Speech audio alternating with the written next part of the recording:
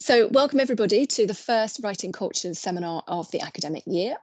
This year we are continuing with our theme of para-ability, which we started last year, and everybody said it was so interesting and so much more to say that we wanted to continue it this year. Let me just let someone in.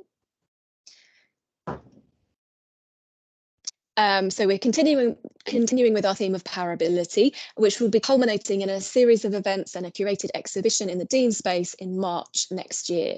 Now, alongside these themed events, we are holding open seminars like this, which speak to the interests of the group more widely, and these will be running for the second half of this teaching block and the first half of the teaching block after Christmas.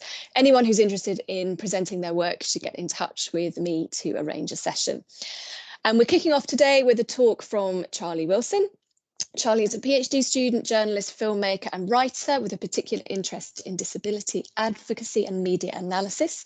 Charlie's talk is entitled From Protest to Party, the Development of the Reporting of London Pride and Pride Events in the UK. So without further ado, I'll pass over to you, Charlie. Hi, I'm Charlie. My pronouns are he, they or they, he, whatever. I just thought I'd establish that in case people wanted to refer to me. Anyway, you have to excuse me because I'm a little bit nervous, but here we go. So my title, From Protest to Party and the Development of Reporting of Pride Events in the UK, came about from my master's thesis of all things. And it's a research subject that since graduating my master's in September, I've continued to have and I wanted to continue to develop. I've attempted to condense my findings and my research findings into a PowerPoint to try and kind of explain some of my findings, even if it doesn't cover all of it. So here we go. So let me see if I can work out how to use Teams. Is it going to let me move the card? Okay, it is.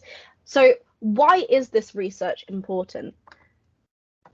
One particular quote that sticks out from me is Peter Tatchell's quote on how it felt to be at the first London Pride. Many of my friends were too scared to march. They thought everyone would be arrested. That didn't happen, but we were swamped by heavy, aggressive police presence. They treated us like criminals. Now, I think that this is really important because something I found, and I will discuss later on throughout my research, is the whole lack of personal account of kind of queer experience and queer experience and lived queer experience through the Pride events. That doesn't come until later on, and when it does, it's often in quite a negative tone. So I just found that particularly interesting. Then it is mentioned as well, he also goes in to describe that there was no entertainment, there was no party, there was no jubilee. So nothing like we would associate with Pride today. It's a complete juxtaposition. Also, having looked around and gone digging in archives for press releases on this, I couldn't find any, or I found very, very few. Most of the coverage was word of mouth or police, like people hearing like people have been in trouble or arrested, or it's nothing. There was nothing just purely about the event, or very, very little. One of my personal key motivations behind conducting this research, which I did obviously conduct over the summer for my master's, was the how to bring attention to the press's attitudes over the years and how the press have changed from reporting Pride and LGBT community. Because I am a very strong believer, both this research and in my PhD research, which is on media and disability, that the media has a huge responsibility and a huge effect and a huge amount to answer for when it comes to perpetuating stigma and stereotypes. And I just want to make I'll help us understand how we can better this and how we can make a far more accessible and more more accepting world. So I set out a few key research questions, which I will just highlight for you guys quickly. Number one, I wanted to ask how the increase in commercialization, I can't English today, commercialism of Pride affected how the press reports the events and protests. I wanted to look at if their language has changed or the type of information they report has changed. I also wanted to look at how language can be interpreted, taking into account the historical context of the time. I'm not a historian, but I wanted to have a good grounding and understanding of those events in order to be able to analyze it to the best I could.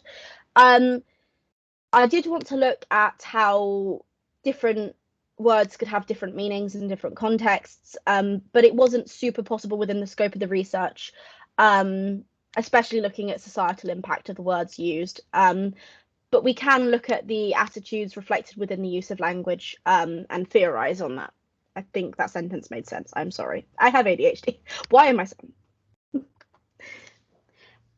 Is there an increase in the number of papers and articles available to mention pride over the decades? What is the difference between the modern interpretation of these articles and the interpretation that may have been drawn at the time that they were written? Again, I didn't want to bore you with my methodology because most people are probably interested in results and findings, so I just thought I'd quickly outline it. I had a use of discourse analysis. That was my main research technique, and it was completely vital to this research, as without analysing the choice of words and potential intentions, we can't understand how these attitudes may have changed within the press. Also, I used a qualitative research approach because it allowed for a far more diverse set of results and interpretations, which I feel is much more suitable for language analysis. This project used an article published by Staveley Wadham in the British Newspaper Archive, which is where I got a lot of my text from. And this was used to help formulate a plan on how to structure the chosen decades based on how this article had. And all the samples, as I've mentioned, have been required by the British Newspaper Archive, or for the later years, online news sources such as The Guardian, BBC, Evening Standard, and Pink News, which is an LGBT specific news website and press.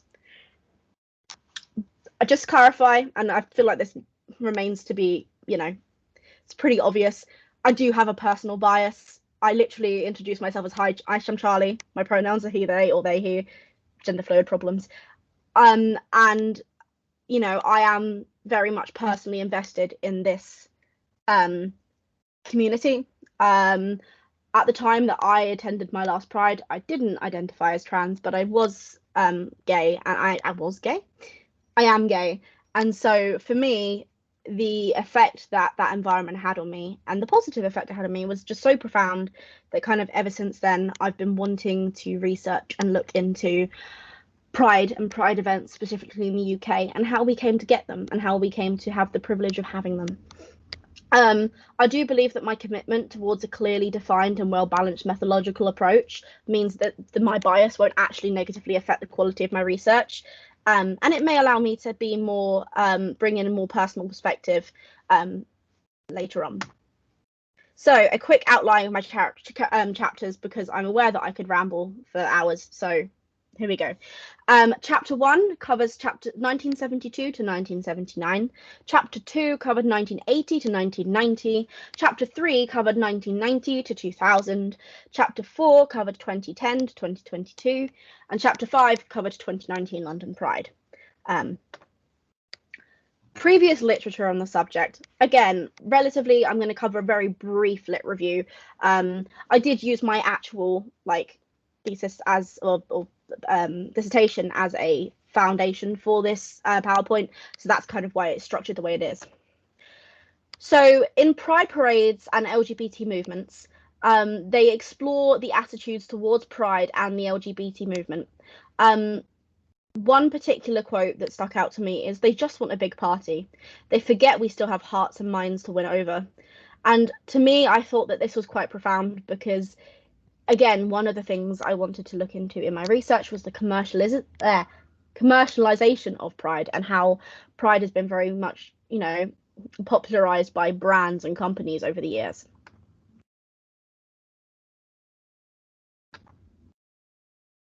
Another thing I found that was research conducted by CREASE in 2022, that's actually quite recent research. Analysis scarce surrounding Pride festivals, it's not non-existent. So within this research project, for example, they used quantitative research as well as qualitative, whereas I only used qualitative, to explore the UK's media influence on public perceptions of Pride festivals, which is the second kind of part of what I would love to be able to continue to do with this research, and kind of being able to add the two and two together. So that would be nice, but I'm getting a bit off topic.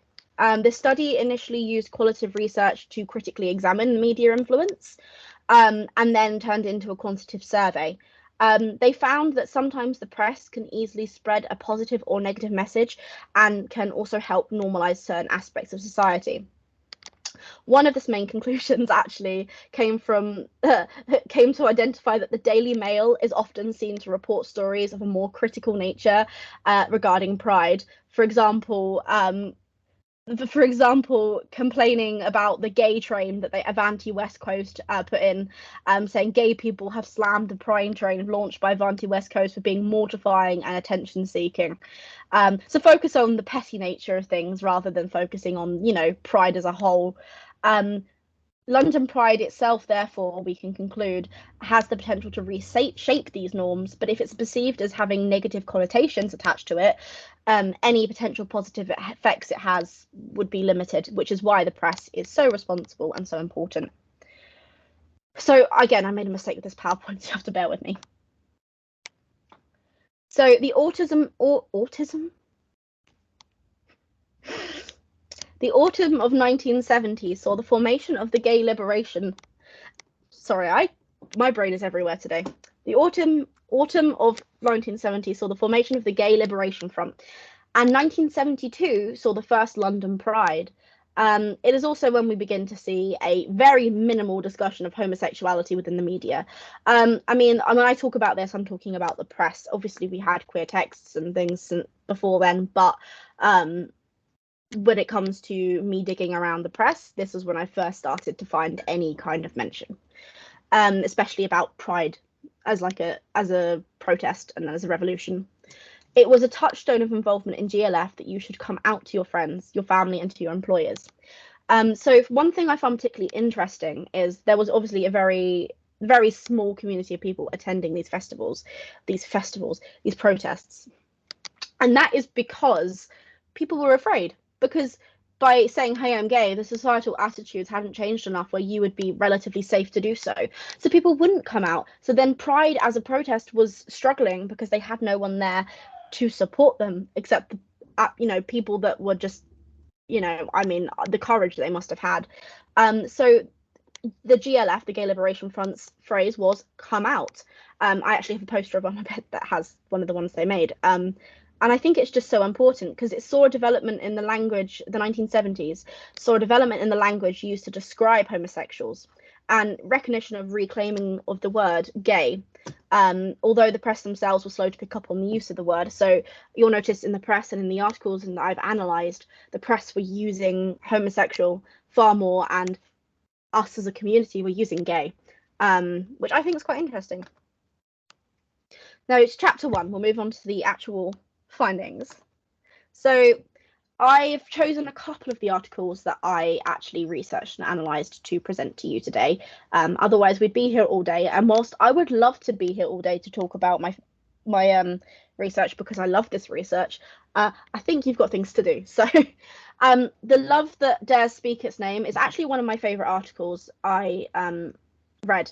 Not because it's a particularly happy article, but because I think it's quite powerful.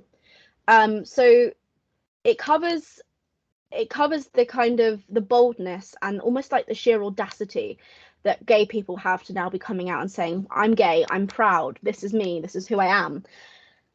And I think that's quite interesting. For example, one particular thing I saw was the use of capitalization in the word dares. It's almost could be seen to scandalize the subject matter. However, it's also important to consider it could also be to communicate the bravery of those who dare to be themselves. When we consider the article is particularly blunt with how it discusses homosexuality, it is likely that this dares isn't meant to be in a mocking way, more in a genuine but slightly ignorant way.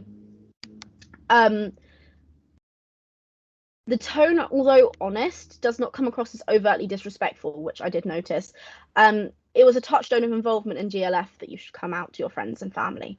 So one thing I found particularly interesting about this particular article was it did include interviews from other from queer people and from people at Pride and at Pride events and Pride groups and support groups that were popping up all over, especially London. So they had an interview, and it's listed on this article, and they've changed the names for these people so they can remain anonymous, which I find interesting when they've also got the end, you should come out as queer. But that's just the difficulties of that time. So yeah, I find that quite interesting, and later on we'll see uses where they haven't changed the names. Again, one final thing before I move on, because this is one of my favorite articles, and there was one thing that I found interesting. When I say that this article was honest and very blunt,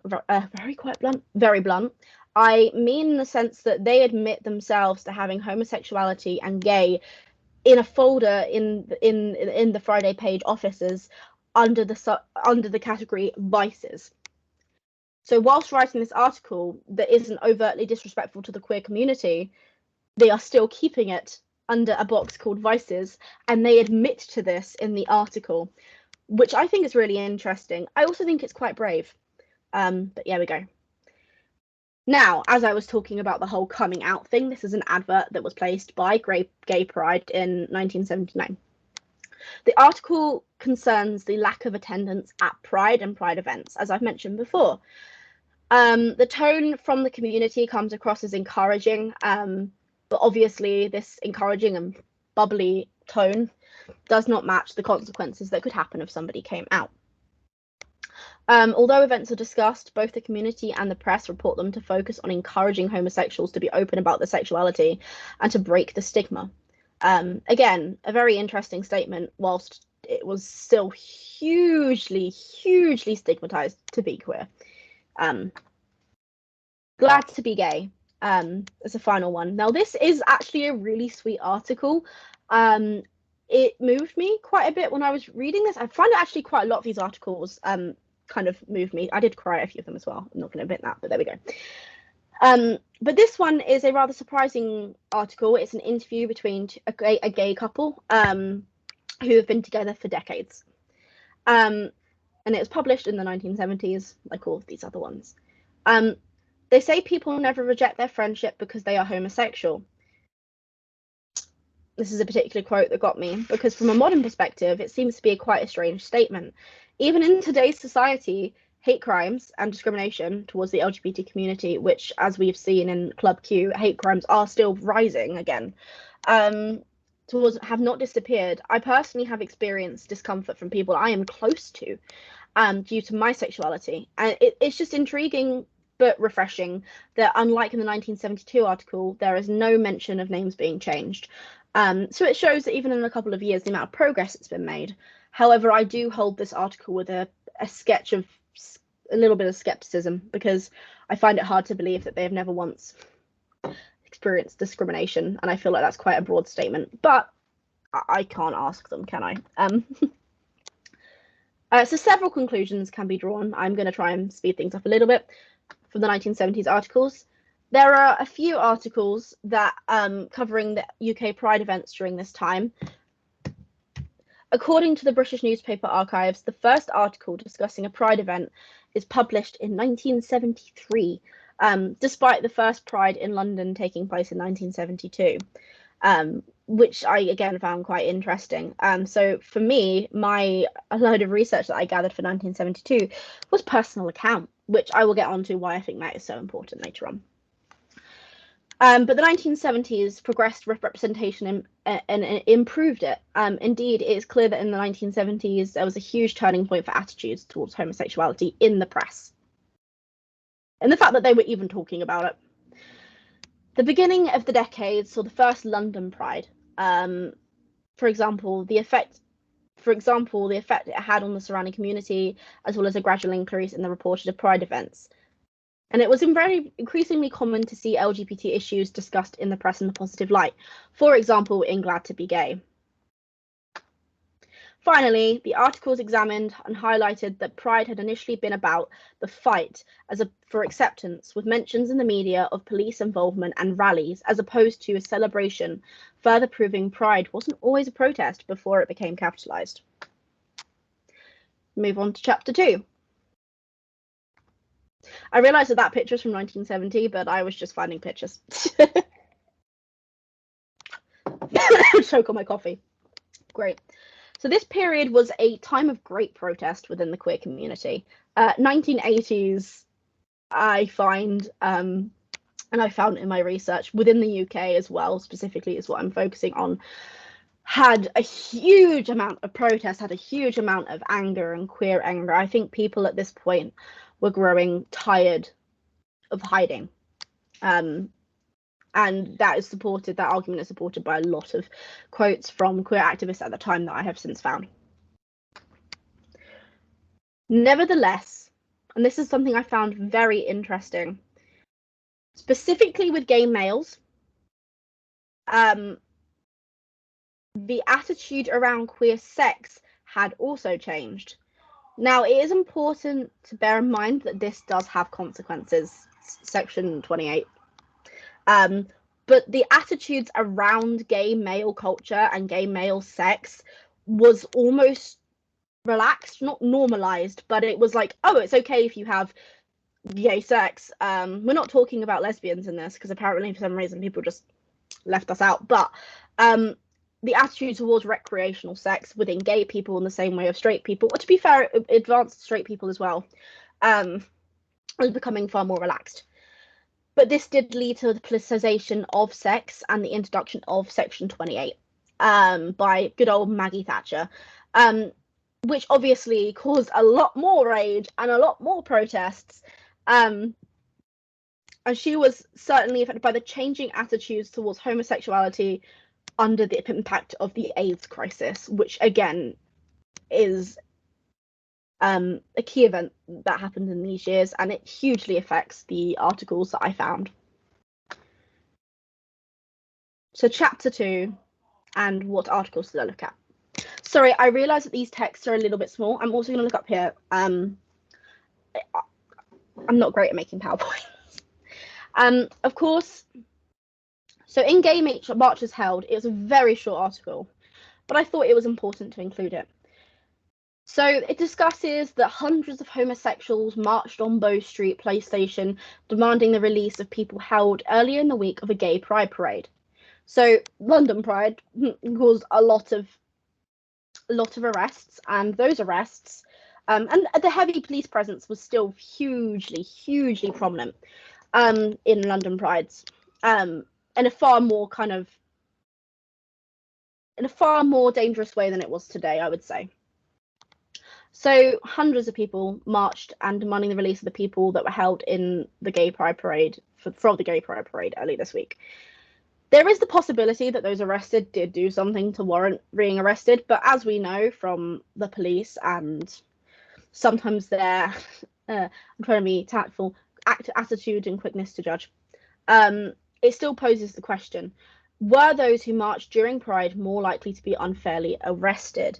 And this is something that Stavely Wadham argues as well. If we look at the police bias in other countries surrounding matters such as Black Lives Matter, it is very possible to conclude that it could be argued that it's likely that those at the parade may be arrested unfairly. Even if they did commit a crime, it may not have warranted that punishment. It is interesting to see that there were fewer articles to be found surrounding the event itself than the protest after it, which I find interesting. They're more concerned about the arrests than they were concerned about the actual event. Anyway, the next article is Gay Demo, which is also a very short article. Again, arrested about protests, arrested after protests and surrounding arrests, and they lay down on Downing Street during a 5,000 strong march through London demonstrating for homosexual rights. The protest was, in this particular case, for the Local Government Act, which claimed would prohibit homosexuals from holding public office, which is obviously hugely concerning. So again, another protest article. This article remains neutral and very detached, but it is expected and it's necessary for journalistic neutrality, so I didn't question it too much. The language used in the statement, it is claimed it would prohibit it is claimed it would prohibit homosexuals from holding public office. This is surrounding Section 28, which was put in place by Margaret Thatcher.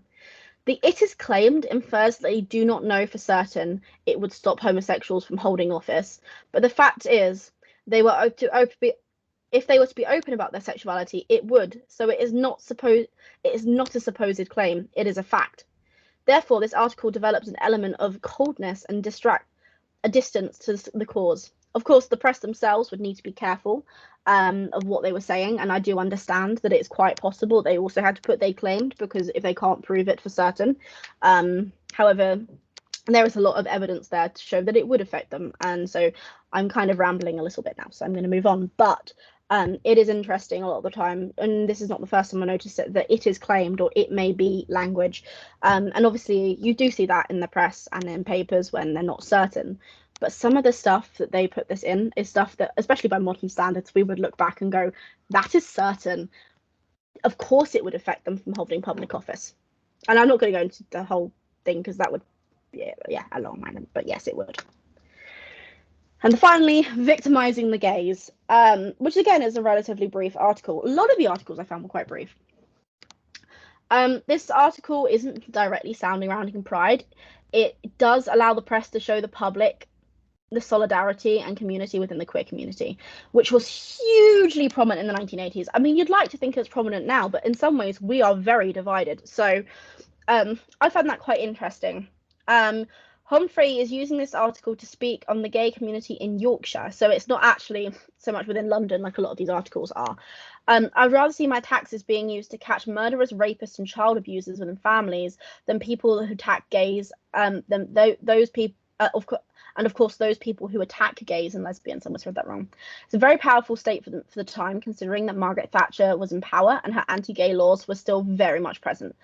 Of course, Humphrey is biased, as I believe he is actually part of the community, and he is incredibly supportive of the community and Pride events. And I just found this particularly kind of, it shows the gay and queer solidarity, and the fact that it was published gives me hope, and obviously shows that there are developing attitudes that this article was even being allowed to publish and talking about queerness in a positive light. So, my conclusions. Firstly, we can conclude the 80s, despite the vast struggles within the gay community, saw an increase in the press and commercializing Pride and focused on the brighter aspects of the event. Finally, when identifying the overall approach of the selected articles and samples, it is possible to argue the press is now less focused on justifying or explaining homosexuality and more focused on the events and festivals as well as protests, but especially when they go wrong. There's also a larger development on what type of articles are now published. There seem to be far more articles written by those involved within the community and being allowed to be published by mainstream media. Chapter 3. So, the 1990s saw the lasting impact of the AIDS crisis, which I know I should have acknowledged far more in Chapter 2 as well. However, the articles I found on that didn't always directly correlate to my particular research, and I had limited time, and if I was going to talk about the crisis, I wanted to do it justice. All I will say is when I was going through, and I'm going off topic a bit, I was going through these articles, I did have a good cry at quite a lot of the articles surrounding the AIDS crisis because, okay, my bias self-sowing, but I feel like it's a given. It was horrific. That's obvious. The 1990s saw the lasting impact, as well as the increase in activity between the activist groups created in the late 80s. For example, Outrage. Outrage was headed by Peter Tatchell. I watched a documentary of his actually on his experiences leading this group, and he is a highly controversial man in a lot of ways, but he did make a lot of progress with the queer community. Outrage involved the likes of Peter Tatchell and Chris Woods, and it was a far more controversial group out of the two than Stonewall, which was obviously named after the Stonewall riots in the US. It was a more amorphous, grassroots, confrontationist, in-your-face activist group committed to civil disobedience when necessary. They weren't afraid to do stuff that might have been considered very wrong. And without going, I would go on about what specifically they did, but we don't have enough time. But they were at times, I've read some of the stuff that they did, and I was like, okay, that maybe isn't the best, but they thought it was necessary, and I understand why. So, on that note, the first article I found, and I realised the text here is so small, so you have to excuse me, I'm going to have to look up here. Bruce discusses the increase of acceptance and a multi-faith society. This is in Gays Can Give a Lesson in Love, which again, I really liked this article because he's talking about how Christianity has condemned the LGBT community, but he goes even so far to point out that even evangelical Christians are probably now fewer in numbers than we are. If they want to be treated as another respectful minority, they should refrain from branding others, which I think is a very bold statement, because although by the 90s Christianity wasn't so dominant in everyday life, it was still more common than it is today. And to say what he said is an incredibly bold statement and demonstrative of the types of groups that emerged in the 90s. Like groups like Outrage, people that weren't afraid to do what was necessary, even provoking other communities in order to fight for what they believed in. No Hitch in Gay Pride Parade. This covers the hitch. This covers the hitch. Great English, well done, May. This covers the increase in attendance from previous Pride parades, and it's mentioned in the article. More than 45,000 people gathered at Victoria Embankment. When we consider 1970 and we consider the Gay Liberation Front begging people to come out so they had people attending these events, I think that's quite powerful. This is a positive thing, but it also is reported that there were still arrests. Obviously, with protests, with Pride festivals, I say that because at the time this was kind of crossing the line between protest and far more commercialized Pride that we see today. With the increase, you can expect 8 people. You can expect arrests, and with 8, but it does list 8 people were arrested for mostly drunk and disorderly behaviour. This is noticeably different to previous reports of arrests at Pride, since in the previous articles analysed the reason for the arrest hasn't been specified, which leaves more room for the assumption that it was an unethical arrest. This does not necessarily make those reports unreliable, but the accuracy here shown here definitely instills more confidence that the press were being honest, and these arrests were because people were being silly and drunk. And finally, gay activists surrounded. Now this one involves Peter Tatchell. As a huge contrast from No Hitch in Gay Pride Parade, which had such a positive tone. Outrage, the group mentioned previously, was a more controversial activist group. And they were handing out leaflets outside of a school. But it just had a picture of 2 men kissing. Now, for us, that wouldn't be so shocking, modern day standards. But 1990s, it really aggravated people. But when we think about it, 1990s weren't that super long ago. So again, I was born in 2000, so I was just out of that decade. But it does still shock me that there was such a violent approach to it. Because children were throwing things at them, they were harassing them, they were hounding them. But the press doesn't necessarily seem to be particularly defensive or empathetic with the fact that these people were like hounded for just giving out leaflets. For example, the choice of words in the sentence, Outrage have already successfully targeted 7 schools across the capital. The use of the word targeted implies an image of activists being predatory or cunning, and it certainly shows the group as being well organised and a clear goal in mind, almost planning and plotting, and sinister. The article features several quotes from Peter Tatchell, so they do give the activists themselves a voice. The pupils were saying gay people should be killed. It must be a nightmare to be a lesbian or a gay person at that school, which again breaks my heart. As previously discussed in this research, personal quotes and interviews from members of the community allow the reader to connect to their cause better. That's why we have interviews in general in journalism. But They are still often paired with quotes from members outside the community and giving voice to people that maybe nowadays we wouldn't give voice to.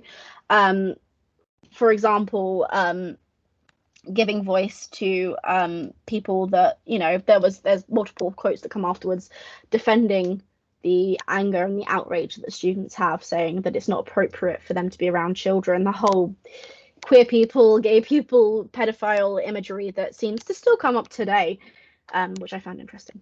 So, conclusion, chapter 3. We're getting there. I think I'm running on time. I hope so. Chapter 3. In conclusion, this chapter covers the increase in commercialization and acceptance of pride, which contrasts alongside the continued presence of hate crime and homophobia, which we can still apply to today's arguments. Throughout the analysis of articles, it's possible to conclude that both the press and the public were hugely contradictory when it came to homosexuality as a subject, and the more socially acceptable pride festivals may have been seen as a more acceptable way of, and a more palatable way to straight people of supporting gay rights. But the anger and the protests at things such as Section 28 were still there, and I think a lot of the times the press tended to focus on, oh, look, there's wonderful pride festivals, but the anger and the activism from the groups such as Outrage prove that homosexuality is still very much seen as a political and sexual issue as an after effect of Thatcher's government. Chapter 4. Now, we have a time skip here. It's a time jump. This is mostly to allow for enough time to reflect on modern day society. These years were also fundamental to the Pride movement, as in 2014, we had the legalization of same-sex marriage. So, what articles have I covered from here? Good old Boris Johnson. Boris Johnson is to attend the Gay Pride Parade and celebrations in 2010. This article reports the sudden change of plan involving Boris Johnson not attending Pride. When we consider what Boris Johnson has said in the past about queer people, which I'm sure I don't need to list, it is quite interesting that suddenly he's coming along being like, yes, gay pride. And this article is very critical of him. The article was filled with a lot of relatively subtle critiques, and when reading it, it's possible to draw conclusions. For example, Johnson, once staunch supporter of the controversial Section 28, the legislation introduced by the Conservatives in the 1980s to stop councils from promoting homosexuality, first made an appearance at London Pride 2 years ago. These are simple facts and what has occurred, and Mulholland isn't doing anything other than reporting what Johnson's political and social beliefs have been. However, it could definitely be argued that it is rather condemning to openly remind readers of what he has stood for in the past. I apologise for my tone of voice. I don't like Boris Johnson, but that's separate from this. Stonewall withdraws from Pride in London. Now, I remember seeing this myself over lack of diversity, and although this article isn't directly reporting Pride, it is a huge thing for Stonewall itself to withdraw from Pride in London as an event. This is the year before I went, for the first time, actually. Although concerns were raised surrounding the lack of minority representation at Pride in London, Stonewall said Pride in London rejected those concerns for the community in the strongest terms, and as yet has failed to make any public acknowledgement that they may need to make significant changes. And so, one of the biggest activist groups dropped out of Pride as an event, or Pride in London, which is obviously now run as a far more commercialised event. And finally, London Pride, anti-trans activists disrupt parade. Now, I find this article, I'm going to have to mention this, I find this article kind of funny because they're saying that trans people were erasing lesbians. I am a trans lesbian, make that make sense. Anyway, the article sorry, I had to bring that up. It's a bit informal, I know, but there we go. The article focuses its support on the trans people who were affected by the protests, which is good. Particularly intriguing, as even though journalistic neutrality, it is still something that is aimed for, which is still something it's aimed for. Others, often samples and studies have, as we've seen previously, have tried to take a balanced approach. For example, like in gay activists surrounded from 1993, along with Peter Tatchell. When a quote is provided from the protest group, because they predominantly give a voice to the community affected, the only quote provided from the protest group is through another news source. It's not even direct. One of the protesters told the LGBT outlet Pink News, "We want to get the L out of Pride. A man cannot be a lesbian. A person with a penis cannot be a lesbian. This is likely due to a difficulty in securing an interview with the group, but it could also be an insight into the priorities of who Gabbitas, the person who wrote this article, wanted to interview, and who he thought was important to interview." So, conclusions. We're nearly there. There's several conclusions that can be drawn from this sample.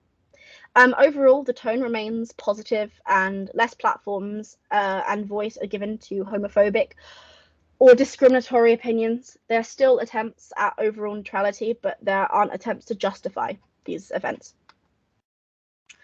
Previously discussed, this research aimed to show an increase in the commercialization of Pride and to explore how it is shown within the press. Within this chapter, it is possible to argue that this idea has gone from the subtext, as it has appeared in the previous chapters, to becoming more open in these later articles. Reclaim Pride and Stonewall withdrawing from Pride in London, for example, shows this rather clearly. And finally, given all this, it isn't surprising to see an increase in conversation over trans rights and the inclusions of people of colour in Pride events, people in colour. Sorry. Fewer articles seem to be focused on justifying the occurrence of Pride and far more on exploring whether Pride as an event is what the community wants it to be, as in the community themselves finding themselves unsatisfied with how Pride, especially Pride in London, is run, which I can back up personally as a member of the community. I have a lot of problems with how Pride in London is run. So, my final chapter, which was a case study. I will go through this relatively quickly. It isn't as long as all the other chapters. So, just as a little bit of context, this is myself, my friends, watching the Pride Parade. The person in the middle between me, that is a picture of me before I came out trans, with the red hair. That's in the middle is my fiance. So they weren't my fiance at the time, but there you go. The man on the left-hand side, and I know this maybe isn't a very typical thing to mention, but I feel like I need to, is my best friend, Leandro. He passed away this September, so literally 2 months ago, aged 21. And he was the person who encouraged this research for my master's. He was the person who heard me out when I talked about it to him. He was one of my biggest supports of this research, and he was going to bind my research into a book for me, bless his heart. But obviously he never got to do so. So I just thought I'd give him a little bit of a mention. There you go, Lenny. There we go. Throughout this research, the need for first-person perspectives and interviews has been emphasised, which is why, again, I've decided to do my final chapter as a case study on my own personal experience, comparing it to how the press reported the event. And as a member of the LGBT community, I attended London Pride in 2019. It was my first Pride, and it was a very good event, but I certainly found aspects of it not as wonderful as sometimes it's made out to be. So, I only have 2 article examples here to compare to. The article, London Pride 2019, hundreds of thousands take to the streets for biggest parade ever. The article begins on what could be argued to be quite a romanticised note. The streets of central London are washed with colour. The use of language, such as a wash, paints a relatively picturesque image of the event and helps the reader visualise bright colours and positive environment, which is hugely different from the earlier approaches to reportage of Pride. When compared with No Hitch and Gay Pride Parade, there is a vast difference in how language is used. Although the overall tone of No Hitch and Pride Parade is relatively positive, it could infer that they were expected, the troubles were expected and didn't happen. And it is still far more detached and use of any positive reports than this particular article is. And when comparing it to my own experience and accounts of Pride in 2019, I can confirm that, at least from my perspective, the descriptions themselves are relatively accurate. It was a beautiful environment, apart from the drunk men. And the vivid imagery described and shown in the images matches my own from the event. Pride in London marks 50 years of protest. Now, this is an article from the BBC. And it begins with a simple report of the order of events, which, as someone who has a master's in journalism, is just typical. It's just typical. You report the key events. I don't know why I'm even trying to explain that. But the choice of the word partygoers arguably contribute. There are still a lot of issues within this article, despite it being far more formal in the way that the BBC tends to be. For example, the choice of the word partygoers, which arguably contributes to the idea of Pride as a party as opposed to a protest. And yet somehow, as yet someone who attended the event, I can confirm there definitely are people there purely to party. Don Pepper is interviewed as he attended the first London Pride, so he can compare the two. And he explains the difference between 2019 Pride and 1972 Pride, which I feel is a very, very valuable quote. There was no dressing up, there was no drag, it was just everyone dressed normally. This is vastly different from my own personal experience and the experiences of many more recent Pride. My memories featured far more positive interactions with the public and people in beautiful outfits than those originally at Pride. So obviously how I'm experiencing it and how he's experienced it is two different things. There wasn't any entertainment afterwards. We just sat down and had a picnic and that was it. Pepper's interview allows the BBC to demonstrate the progress that has been made regarding on how Pride has developed and is celebrated, but it does also prove that there has been a commercialization of Pride, and it is some that a lot of people in the community would argue they do not want. Pride is still a protest, especially now. We are still fighting for our rights 50 plus years later. Several conclusions can be drawn from this chapter. This also picture on the corner is myself and my partner in front of anti-gay protesters saying that I once was gay, and we decided to annoy them because that's just the type of person I am. One thing all three of these articles analysed have admitted is the fact that all the harassment of queer people is still present at Pride today. There's just slightly more security there. My partner and I were shouted at by groups of religious people who believed people like us were going to hell. I was 19 at the time. Although this didn't emotionally affect me, they were shouting this at people who were like 15, 16, children, which disturbed me as well. The choice to ignore all of this in the three articles is interesting. In fact, I couldn't find it mentioned in any articles I went digging for. The choice to ignore this, but there seems to be a larger focus on the positive things, which is good because, you know, positive things equals a positive attitude. And allows us to reflect on the progress that's been made, but then it also means that we are becoming unaware of the difficulties still faced. Pride is still seen as political by publications such as The Guardian, who tend to be a more left-wing media source. And the media do still tend to reflect on the journey that Pride has gone on and why it is still needed. This is in heavy contrast, however, to the much of the language used, such as party and jubilee. So while I can personally confirm that these descriptions are indeed accurate, it is like a jubilee, it is like a party, it can be argued that they could be detrimental if the focus continues to drift away from the protest element itself, which is why I think it's important as a media, and if I were able to advise the media in any way, I would say to please still focus on some of the negative experiences, just don't give voice to those negative communities, if that makes sense. So anyway, finally, we're on to my summaries, reflection and conclusion. My questions I had. How is the increase in partialism shown from Pride in the press? The research found commercialization reflected in the press in several ways. For example, in language, as time progressed, there seemed to be less of the word protest coming up and more festival, party and jubilee. How can the language used be interpreted, especially in the historical context of the time? Through the research, multiple interpretations of language were found. Often the research gave balanced arguments when there could have been multiple interpretations of the facts. One particular example is the development of the word gay. Up until the late 1980s, papers commonly used homosexual when referring to the LGBT community. Despite the LGBT community themselves using gay from a bit earlier on. There were odd moments where the word was used, but the research found that it wasn't used regularly until the 1990s.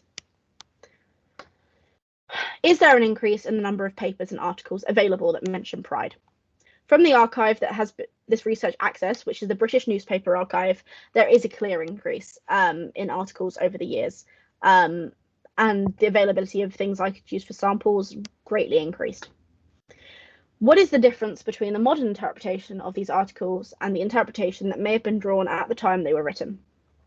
There's often a clear divide throughout the research when it comes to interpretations of the language used and attitudes reflected about pride in the press. Often through the study, modern interpretations would find the articles written at the time far more problematic, but I tried to look at these articles from a perspective of 1970s, 1980s as best I could. I wasn't born until the 2000s, so there's limitations on what I can do. So therefore, although the press would have thought themselves as remaining neutral, nowadays we may consider them to be quite negative still. An example of this would be that of Gay Activists Surrounded, in which journalist neutrality kept in the article by the modern standards, which could have been argued as harmful towards the LGBT community, as it wasn't outrightly condemning the attack. Whereas nowadays we would outwardly, well, we'd like to think most papers would outwardly condemn the attack. The research has, for the majority, answered all the questions I set out to ask. The research has caused new questions to arise, for example, ones that this research didn't have the scope to answer. The two most important were, how are societal attitudes affected by the press's attitudes? For example, the research I mentioned at the beginning. If I could able to combine those two research projects, that would be perfect. And as well as, how does the impact of digitalized media affect the modern media's discussion of pride? Because I did find there was a huge difference.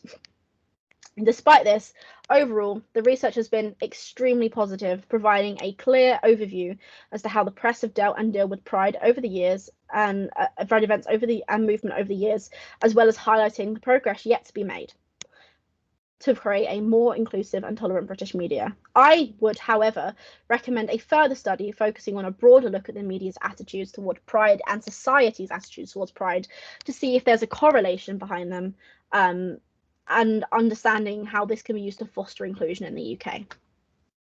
And that is my bibliography. It was 60-something, 68, I think, sources long, so I didn't want to list them, so there's a link to it. And questions and answers. So any questions and answers, I didn't know if we were doing that, but here we go. I'm going to end the slideshow now. Okay. I've been rambling for too long. I'm very sorry if I've rambled too much. No, I think a few people had to leave because they just set the hour aside. So, but they've written some very nice things in the chat that you might want to take a look at. Oh, sorry, a moment. So, Nicola and Katie both had to leave for other meetings, but they've both said how interesting it was, and I like to echo that. I thought it was fascinating presentation and really engagingly presented, and that you shouldn't worry about that. You were definitely really clear and engaging, so thank you for that. Perfect. Spike, do you have any questions? Any questions? Or any comments? Charlie. That was very good. It's Spike speaking. I think there's only 3 of us on now. Yeah. I when Nick here was in, I think, 1975 Pride. Yes. And Nick was quite involved in a lot of the campaigns over the years, and I think put Peter Tatchell up for, what was it, MP, or what was it? Yeah, I heard about him as a Labour MP. You haven't. The one source that I think is very important when you talk about the 1970s is Gay News, and you haven't specifically mentioned that. But I always refer people who want to know what went on in the 1970s, I always refer them to Gay News, because it was pretty well what we'd call now a paper of record. Everything that was going on there was reported there, and it's a great mine of information about what was actually happening in the 1970s. Okay, perfect. Thank you. I'll look into that. Thank you very much. And also, when you talk about GLF, I mean, I think Andrew Lumsden, as a name you haven't mentioned, comes closely with Peter Tatchell, but Andrew was one of the people that set up the first Pride, as I understand it. But you haven't talked about him at all, or his contribution to setting up Pride. Okay, I will listen to it. Yeah, we know Andrew. He was a journalist as well, and GLF have been all the younger GLF members have been using Andrew a lot in promoting the history of GLF. Nick was part of a group called Chair Campaign for Homosexual Equality, who also supported Pride and various other. Certainly, you'll find Che banners and all the pictures of the Che of the Pride marches from the earliest days. I have to look into those. Thank you. Yeah, and the other one, I'm a bit fan of hers, is Lisa Power. You haven't mentioned at all because you've just mentioned gay men, and I think some of the leading women, such as Lisa, were really important, especially definitely. in lesbian and gay history and trans. Oh, definitely. It was very frustrating because I only had a very limited scope of research at the time, but I want to expand on it, so I will. Yeah, I think it'd be really important to get some of the women in front. And in fact, some of the photos you showed, there were GLF. There's Nettie Pollard. And Nettie's a friend of ours as well, and she's still fighting and still having to deal with the kind of fascism and the stuff that comes with it. And I think the press, there was a bit of a hate campaign a year ago towards her within the press, but certainly that there are some really important women I would love to see come into your research.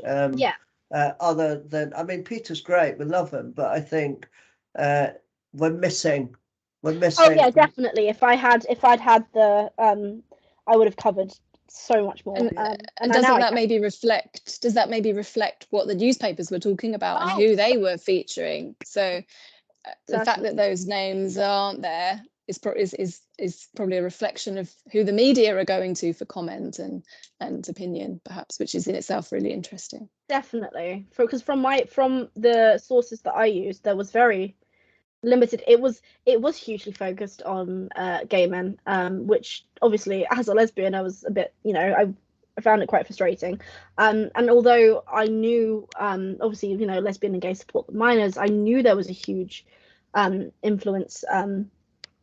There was obviously very little I could find or do in regards to looking at from the press's point of view, which was quite frustrating. But now I will kind of incorporate and broaden my research a bit more. Hopefully that will, if that makes sense.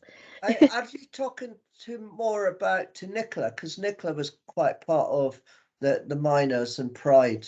She was part of one of the original members that the Pride film was constructed. So I think Nicola, who's been campaigning all her life, is also a very influential campaigner. As I understand it, that she said they had to regroup the group after the Pride film came out. I think that I mean, lesbians have played an increasingly important part during the 1980s, and particularly around the time of Section 28, because the significance of Section 28 it's one of the first pieces of legislation that actually is directed against lesbians as well as gay. Because normally it's the first time lesbians as such were criminalized.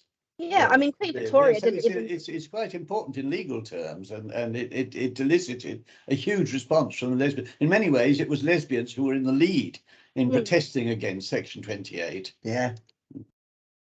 And all that press, which you haven't, and there was a lot of coverage about the lesbians upselling from Houses Commons, right. Lesbians interrupting the newsreels. I remember at the time, I don't know if you did, Kate, but it was electrifying.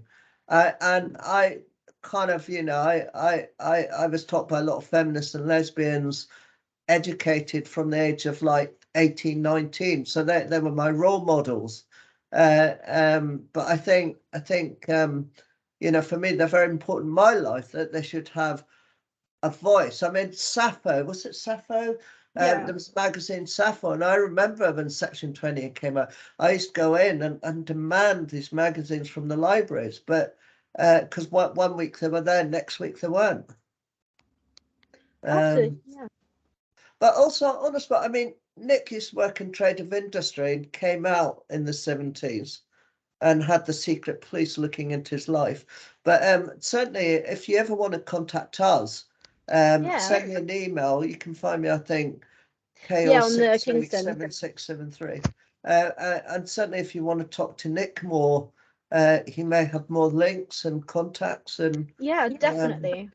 If we can help in that way. And I don't know if you there's another volume coming out, but another friend of ours, and the Amiable Warriors. This was written by, funded by Che, for this group, but also there's a volume 2 coming out.